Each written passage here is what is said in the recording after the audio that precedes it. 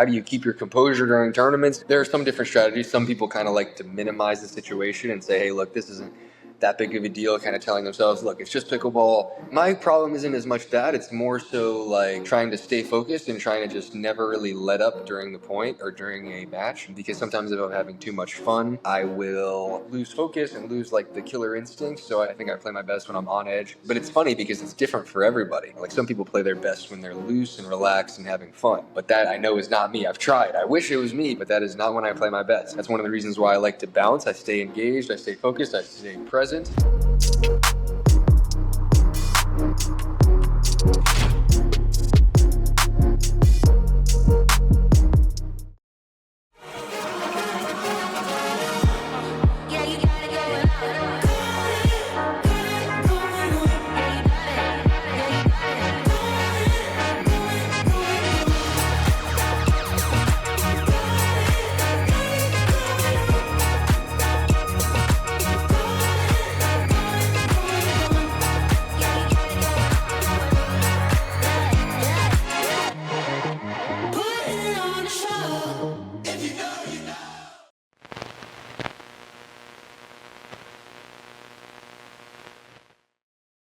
Thank you for tuning in to another one of my shows. We're just going to get right into it. So we're going to talk a little bit about paddles. We're going to talk a little bit about keeping your composure on the court.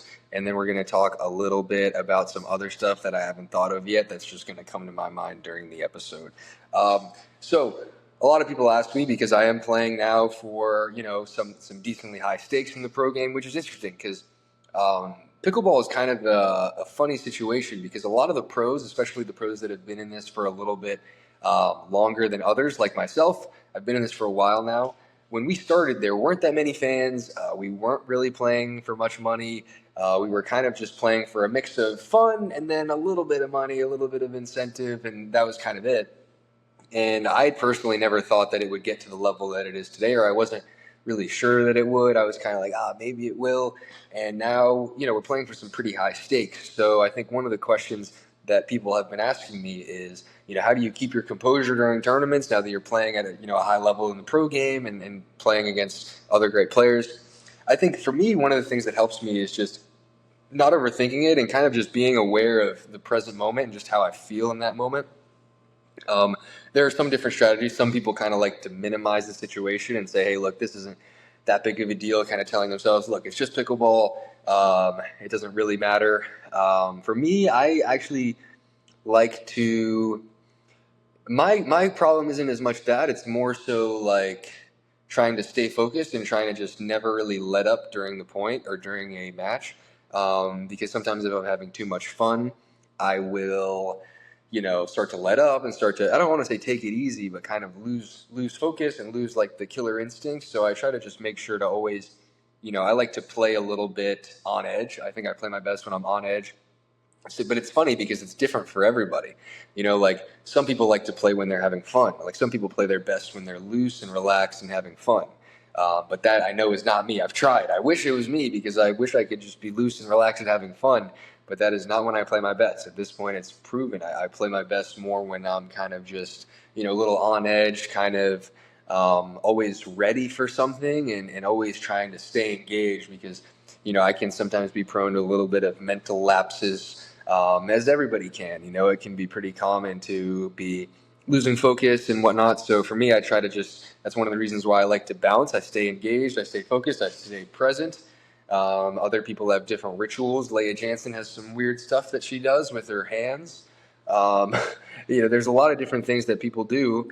And I think that at the end of the day, really it's just, subjectively, how do you feel about, is it keeping you in the present moment and focused and engaged? Some people like to do breath stuff. I've experimented with that. Something that helps me is just taking some deeper breaths and maybe even just kind of looking at the ball. This is another thing that I do. I like to just look at the ball and just always be aware of the ball, where the ball is, and kind of just getting into a rhythm of it. Instead of like thinking too much or thinking about strategy. I don't think that's the best thing to do when you're playing games or matches.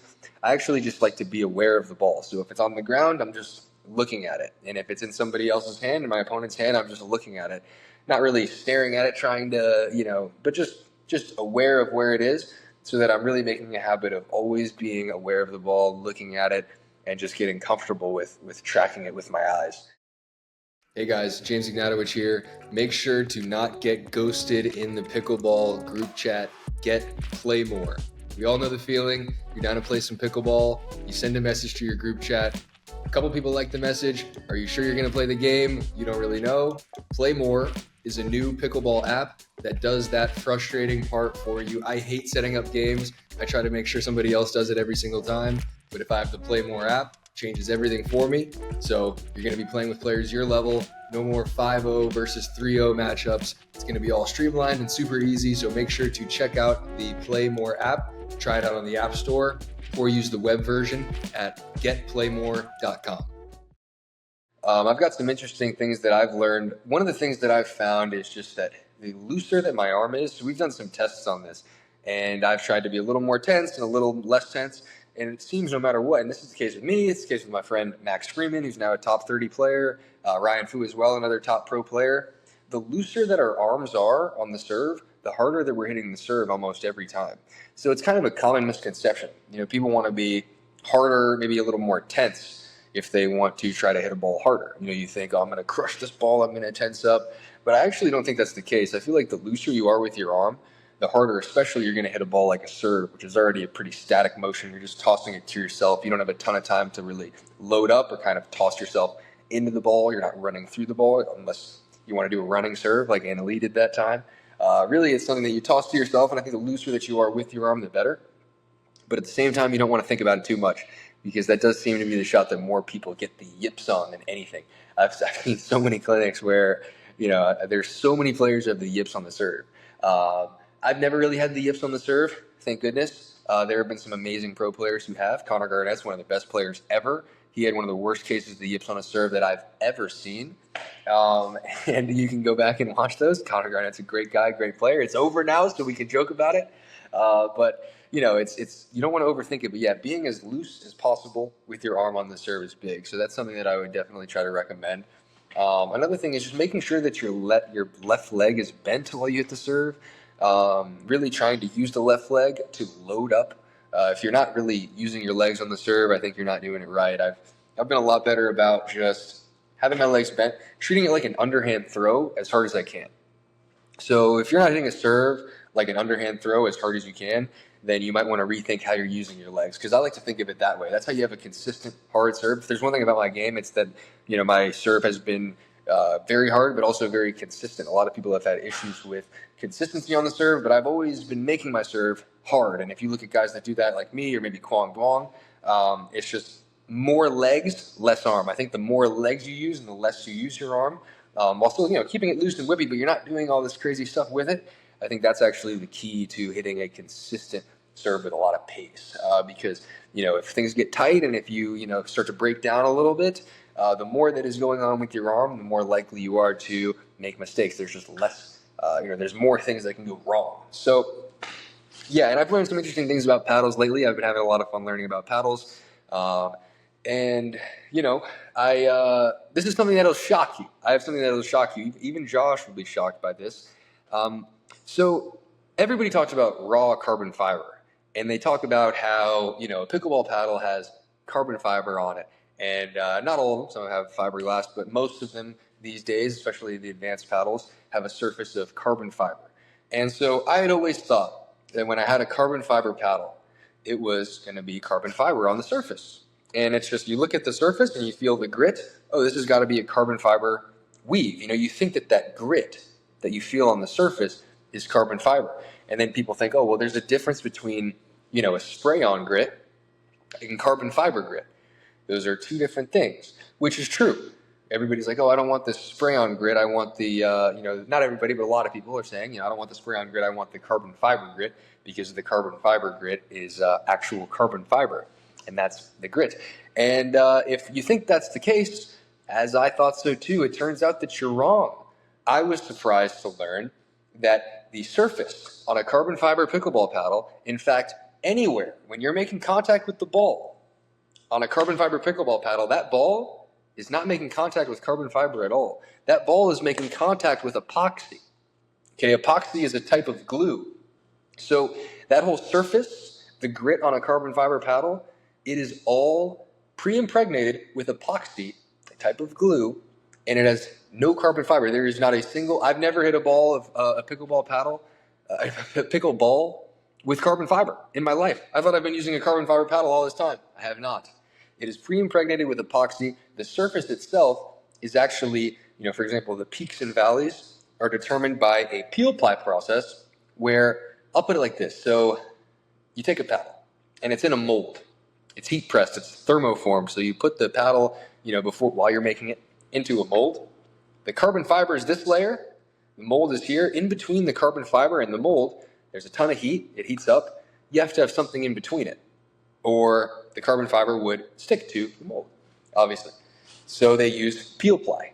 And the carbon fiber itself is pre-impregnated, they call it a pre-preg sheet, with epoxy. It's a mixture, it's a long story, but the peel ply is removed from the carbon fiber, and then that, which is basically now you have on this carbon fiber surface a layer of epoxy with its peaks and valleys. That's where you get the grit from. It is all epoxy, not carbon fiber. So if you look at a carbon fiber pickleball paddle and you think that you're making contact with carbon fiber, and you see that those peaks and valleys, the ridges that are on the paddle, you think that's carbon fiber. It's not. It is epoxy. So they call it raw carbon fiber. I don't know. It's actually, if that's what you want to call raw carbon fiber, a mixture of carbon fiber and epoxy and resin. Very fun fact. Not a bad thing. Not a bad thing or a good thing. It's just an interesting thing. So, that is, and then it's funny, you talk about, okay, so how do you make a paddle more gritty? More epoxy. And then you think, well, why? And then this is something that nobody else has thought, but I'm thinking, I've noticed the different paddles that I've gotten. They actually weigh differently sometimes depending on how gritty they are. So some grittier paddles, from what my experience has been, grittier paddles have been slightly heavier. That's because it's slightly more epoxy. So it's not actually more grit that's embedded into a carbon fiber surface. It's just more epoxy with higher peaks and valleys. Another thing that's interesting too is the way that these peaks and valleys are organized will determine how much grip the ball is, how much grip the paddle is getting on the ball. So it's there's a lot of interesting things that go into that process. They call it the peel ply process. If you want a visual representation of what actually happens, John Q on his YouTube channel, I watched all his videos. Practically, this John Q character has taught me a ton about pickleball paddles, and I don't think he even knows he might know who I am, but I don't think I've even met him. But I've watched all his videos. I'm learning about learning about pickleball paddles from him and guys like Justin Barton, and it's all been super interesting. So if you want to learn about that process, you want a visual representation for it, check his videos out because he is really good. And I don't even know him, so he's not paying me for that advertisement. But peel ply, interesting. Thanks for watching.